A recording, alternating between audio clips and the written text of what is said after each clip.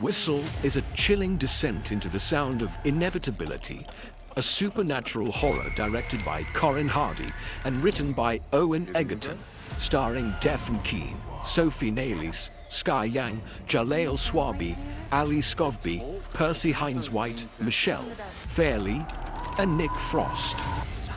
At its core, the film follows a group of high school students who uncover an ancient Aztec death whistle, only to discover that every time it screams, it summons the sound of their own future deaths, and those deaths begin hunting them.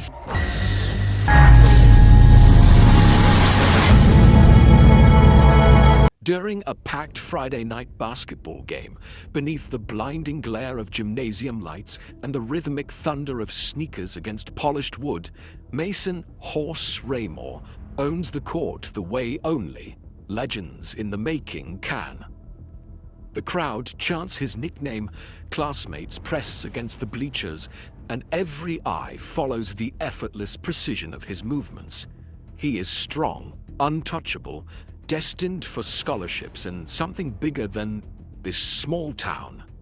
But as the final seconds tick down, something shifts. The roar of the audience fades into a hollow echo. Across the court, near the exit doors, Mason sees a man no one else seems to notice. A blackened figure, skin charred and cracking, eyes glowing through smoke.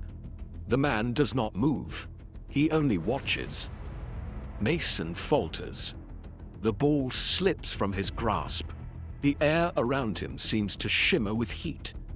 Teammates shout his name, but their voices distort, stretching into something inhuman. The burned figure steps closer, and for a heartbeat, Mason understands, not logically, but instinctively, that what he is seeing is not a ghost. It is something waiting. Flames erupt from Mason's body without warning, devouring him in seconds. The crowd's cheers collapse into screams as fire engulfs the star athlete in a blaze that seems to burn from within. By the time sprinklers activate and chaos floods the court, Mason Raymore is dead, reduced to ash under the same lights that once made him shine. Months later, the shock has dulled into rumor.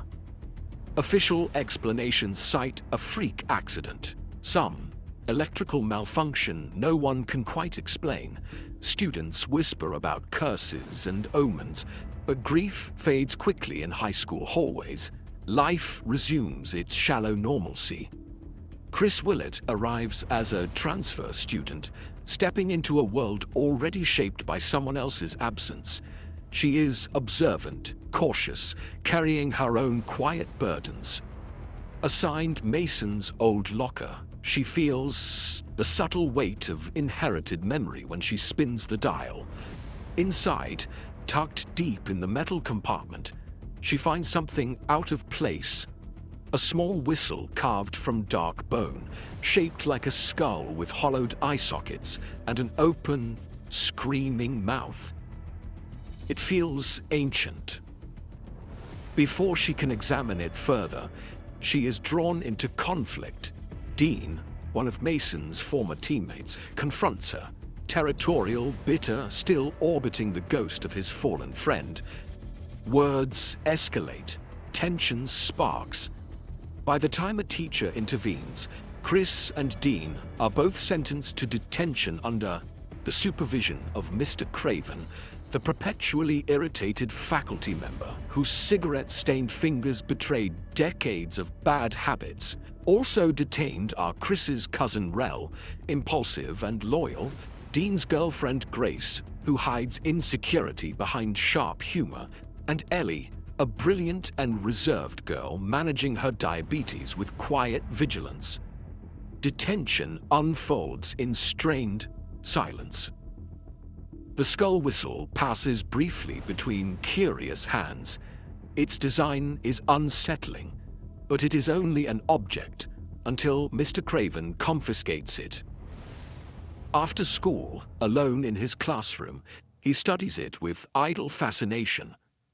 The carved phrase along its surface catches his eye, though he cannot read the Aztec inscription. With a shrug and a cynical smile, he raises it to his lips and blows. The sound that erupts is not musical. It is not even human. It is a shriek, raw, piercing, like 1,000 dying breaths forced through bone. The noise vibrates in the air, long after it stops, leaving a ringing emptiness behind. Later that evening, Rel sneaks back to retrieve the whistle, unaware that something has already awakened. Mr. Craven, chain-smoking in his car, coughs violently. The interior fills with smoke that is not entirely from tobacco. In the rearview mirror, he glimpses himself, only wrong. His reflection stares back with grey, rotting flesh and collapsed lungs visible beneath translucent skin. The apparition forces itself into the back seat. Invisible hands crush his chest from within. He gasps, suffocating as his lungs implode. By morning, his death is reported as extreme late-stage lung cancer, an impossibility given his clean bill of health the day before. The detained students, shaken but skeptical, experiment with the whistle themselves. Each blow releases the same soul-rattling scream into the air, and each time, something answers. They begin seeing things. Shadows shaped like themselves but altered, distorted by specific forms of death. Grace glimpses her skin sagging and wrinkling, eyes hollow with age. Dean sees shattered glass embedded in his own bloodied reflection. Rel catches flashes of machinery and spinning blades. Chris feels heat crawling along her spine, and Ellie sees hospital monitors flatlining beside her own still body. The next day, Craven's bizarre death unsettles them further. Chris and Ellie, driven by curiosity and fear, track down Mason's grandmother, Ivy, a reclusive woman known for collecting occult artifacts. Ivy recognizes the whistle immediately. Her frail fingers tremble as she explains its origin. An Aztec death whistle, carved to resemble a screaming skull, historically used in rituals and warfare. The inscription translates to something far more sinister than decoration. Summonen, your death. According to legend, anyone who hears its cry becomes marked. Their future death manifests, stalking them until it fulfills its purpose. It does not kill randomly. It kills as they are meant to die. Attempts to destroy the whistle fail. Attempts to ignore it fail worse. Grace is the first among them to fall. Over the course of hours, her body ages rapidly, skin thinning, bones weakening, until she collapses as an elderly woman gasping her final breath. Dean dies in a brutal accident, eerily mirroring the vision he saw. Metal, speed, and crushing. Impact. Each death confirms the pattern. The whistle does not create fate, it accelerates it. When Ivy herself nears death, Chris, Ellie, and Rel visit her one last time. With fading strength, Ivy reveals a loophole, morally repugnant but effective. If the marked person smears their blood onto another individual while their death manifestation is near, the curse can transfer. The other person becomes the new target. Desperation fractures their unity. Rel, terrified and unwilling to accept his impending demise, abducts Noah, a violent youth pastor secretly dealing drugs under the guise of faith. Rel rationalizes the choice.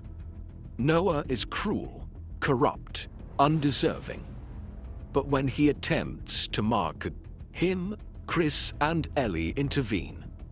Refusing to condemn another person, even a flawed one, they stop Rel from completing the ritual. Moments later, Rel's apparition finds him. It is mechanical, monstrous, an embodiment of shredding steel and relentless. force. It tears him apart with horrifying inevitability. Chris and Ellie, now alone and running out of time, discover another possibility buried in Ivy's research. The curse can be broken if the marked person briefly dies and is revived, interrupting the chain of fate. Ellie, ever prepared due to her medical condition, keeps emergency equipment in her car. They make the unthinkable decision. They will stop each other's hearts. In the abandoned church where Noah confronts them after escaping Rel's earlier attempt, chaos erupts. During the struggle, Noah comes into contact with Ellie's blood.